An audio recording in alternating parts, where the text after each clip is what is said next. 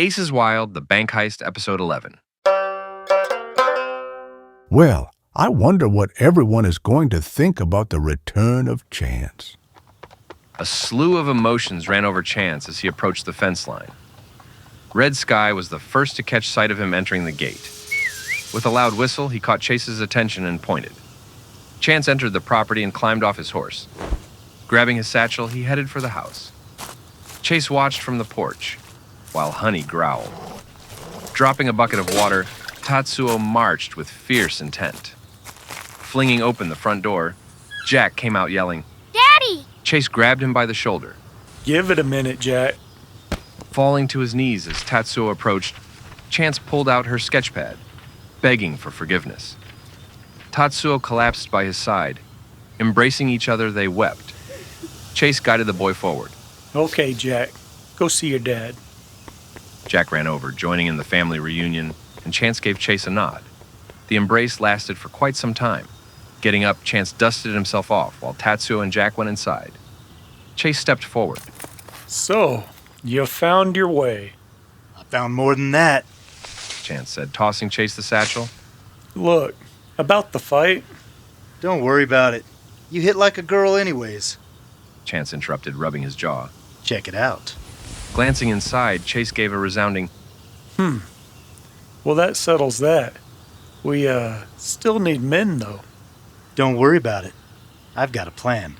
Well, how about that? Chance Young, a planning man. Then, as if to test his resolve, Chase pulled out a flask, slapping it into his friend's chest. "Not for me, Chase. Not anymore," he said, pushing it away. Chase turned and walked off, hollering back. Glad to see you finally took her advice.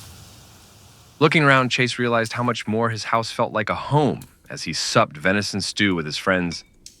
They were an odd bunch. Bounty hunter, Comanche, card sharper, a pair of saloon girls, and Jack, the adopted son fathered by a man they all despised. Yet Chase had grown fond of each and every one, and thinking about their future made standing up to McGregor even more important. So, about this plan. Chance ushered Jack towards the door. "Jack, son, go finish your stew on the porch, would you?" "But Dad, I want to hear the plan." It's best to listen to your father. Red Sky chimed. Chance glared in response. "Who do you think you are?" He didn't dislike Red Sky, but he didn't care a whole lot for him either. In reality, he felt jealous about the friendship his wife formed with the Comanche. My name is Red Sky. "I know who you are. Chance rolled his eyes and then stared hard at the other man. I mean, who are you to give my son advice? He turned his attention toward his bounty hunter friend. And you, Chase, do you have to make friends with all your enemies?" Standing, Red Sky towered over Chance. However, he didn't waver. Immediately, sensing the weird tension in the room, Chase interrupted. Whoa. Calm down. The plan. Chase empathized again. Tempers eased as the two realized they were better off on the same side. Chance leaned into the table. "Well, I noticed riding through town that McGregor owns a bank." Chase shot back with disparaging laughter. Hold on. That's your plan? To rob the bank? "No, not just rob the bank. Rob the bank and hire men to Rob the train. Well, yeah." It's a good plan. Red Sky piped in. Surprised, Chance looked to Red Sky with an approving nod. And how, pray tell, do we rob the bank? Nudging Tatsuo, Belle interrupted the conversation. Perhaps you boys could use a little distraction? And that's all it took. Sitting in collaboration, a bank heist plan came to be. Over the next few days, monitoring the bank, they learned the layout of the building and what times the vault door was open. It didn't take long before they decided to make their move. Walking into the bank, Tatsuo made quite the sight, wearing the dress that Belle gave her. Flaunting along shortly after, Belle made one as well, wearing a long emerald dress with a sizable bustle, reeking of perfume, and carrying a large fan. Standing to the side, fanning herself, Belle watched in awe as Tatsuo screamed and cussed at the banker in Chinese. 天哪，你们到底在干什么？我不要这些借口。 What on earth is she yelling? The banker called to the guard. I have no idea. The only word I understand is money. 快把我的钱还给我！ Ma'am, do you know this person? Looking down her nose, Belle responded in a pretentious tone. Do I look like I know this person? Clearly, you've lost her money. Maybe this isn't the bank for me after all. Slapping the teller with her clutch, Tatsuo kept yelling and cussing. Aiding the banker, the guard grabbed Tatsuo's arms, attempting to stop the attack. My God, is this how you treat all your customers? I'm appalled. Belle said as she lit a cigarette, allowing it to brush along the edge of a perfume-soaked handkerchief pulled from her coin purse. Using the distraction, she tossed the handkerchief over the counter into a wastebasket, using her fan to stoke the flames. Tatsuo continued yelling in Chinese as Belle began questioning the men's competence. Smoke rising from behind the counter caught the guard's attention. Fire! He yelled. Walking past out front, Chance just happened to hear the scream. Running inside, he played the hero of the day. After breaking up Tatsuo and the guard, he led them both out the door. Returning to the cashier, he grabbed the man, pulling him from the building. Busting out the door shortly after the others, Belle dove fully into character for the next part of the plan. Descending on Chance, she smacked him repeatedly with both hands. How dare you help that louse before a lady? You left me there to burn alive. Then, as if the situation wasn't confusing enough, here came Chase and the sheriff riding down the road. I told you. Screaming Chinese lady and a bank fire. What in Sam hell's going on here? The sheriff yelled, getting off his horse. Attempting to calm everyone's nerves, Chase and the sheriff tended to the situation while more men came running with buckets of water. Stampeding into the bank, they came back out almost as soon as they went in.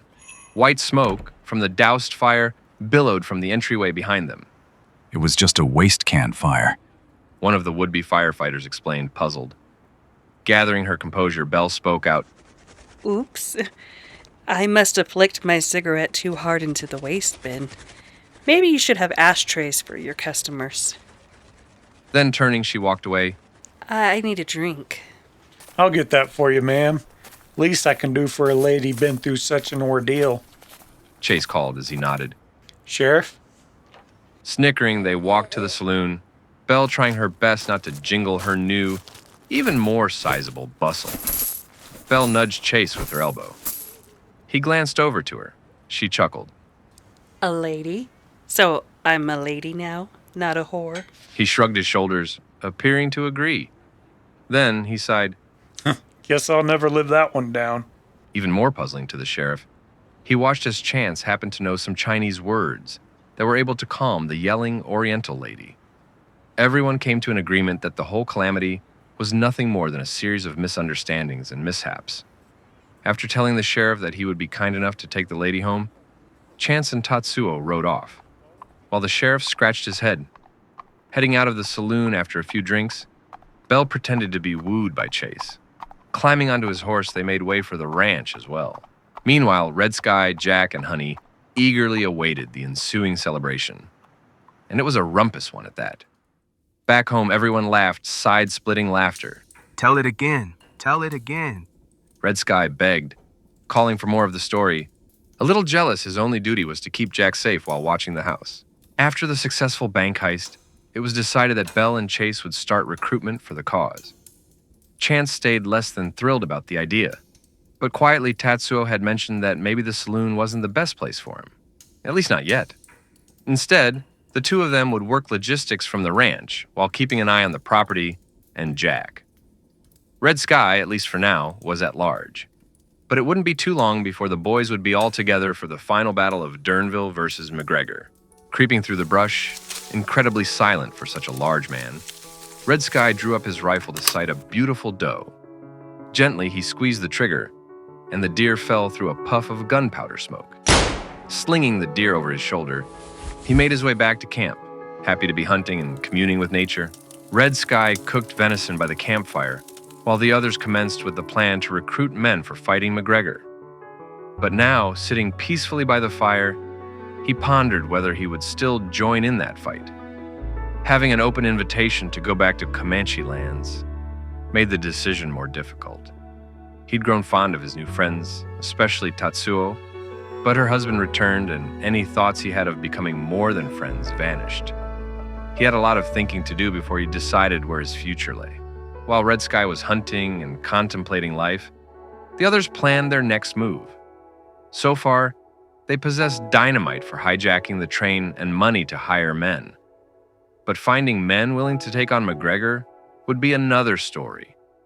Most of the ones sober and strong enough to fight were on the take, and the others remained scared. There were a few, however, that agreed to take up arms. The soon-to-be soldiers of Durnville began meeting where most rebellions start, at the bar. Chase and Bell worked the saloon, listening for any sign of discontent with Durnville's downfall. If a man or woman appeared to be strong-willed, they approached them, encouraging them to join the fight. At first, Chase found his time at the saloon difficult. He didn't like seeing Abby, but the more time he spent there, the more his disappointment turned to sorrow. He realized she was a product of McGregor's handiwork, and she wasn't alone. She fell in the same way as many people in Durnville. Abby preferred not seeing Chase much either, not only out of embarrassment, but also because he moved on, coming in daily now with a new lass on his arms. She couldn't even make eye contact when she'd bring their drinks. Ashamed and jealous, she kept her eyes entirely focused on the ground. Belle picked up on the tension right away. You know her? I knew her once. I don't know her anymore. He curtly answered, swallowing his drink hard. She looks sad. Everyone here looks so sad. Cupping her glass, Belle looked distraught. It's not the town it once was, even a short time ago. McGregor did this. He bought up everything in town, shutting down half the businesses, raising prices on the others. Men turned to work in the mine, and the woman the saloon. And the hours became incredibly long, and the work became too hard and too demeaning. That's when McGregor brought the opium in, to help the people cope. Tell me what town was like before. Nudging Chase, Belle tried to lighten the mood. Well, it was a lot like Cooper, just smaller. The streets were always bustling, and the town was ever growing. People would seek each other out in the streets just to say hello. In the evening, almost everyone would meet at the saloon, dance and drink. It was nothing like this. Belle and Chase continued talking, when out of nowhere, Abby walked 3 men to the table. Glancing up from the floor, for the first time, she made eye contact while giving a little smile. She brought them to help. Chase almost teared up. For the first time since his return home, he thought maybe there was hope for his friend Abby. Not romantic hope. That was long gone. Rather, it was hope that she could return to some semblance of her former self. Maybe they all could. The 3 men Abby brought forward knew of others that believed things could change and hadn't given up on Durnville. It turned out they met with their own little group who were trying to find a way to fight. Chase's old friend Johnny, who originally updated Chase on the changes in town, led that ring of vigilantes, eager for things to return to how they once were. Johnny stayed good at inspiring the rowdier townsfolk, but lacked the persuasion to convince the tamer. When he heard Chase and his gang had a plan, the rowdy crew were all in. Soon, there was a rumbling of dissent in the streets. A few of McGregor's men even came up missing, only to be found hanging from trees and posts around town. Some townfolk also began to get a spring in their step, as optimism slowly started its return to Durnville. The candy shop placed around-the-clock guards out front after somebody broke out all the windows, painting Satan's den on the door. It seemed the movement against McGregor began morphing into shape nicely. While Chase and Belle bid their time at the saloon, Chance and Tatsuo gathered supplies and watched the house. An entire room was dedicated to firearms, ammo, dynamite, food, water, clothing, and bandages. Anything they could think of to help found itself purchased and then stored here. They'd wash clothes, clean the guns, and account for the money. When Chase and Belle headed to the saloon, they would bring some of the goods to help rally spirits. It only took but a week or two before the men at the saloon were ready and prepared to try and take on McGregor. When the time came, a dozen men prepared to confront the train. Several more offered support in other ways, some being the eyes and ears around town, and others offered horses, coins, or whatever little they could for the cause. On the eve of the planned train heist, everyone in the saloon waited with a combination of anxiousness and hopefulness. They celebrated, but with tenseness in the air. Very few drinks were poured, as everyone knew they would need their wits. But the piano played while people ate, laughed, and danced. Anything to keep their minds off the ensuing actions ahead. Back at home, Chance and Tatsuo didn't celebrate.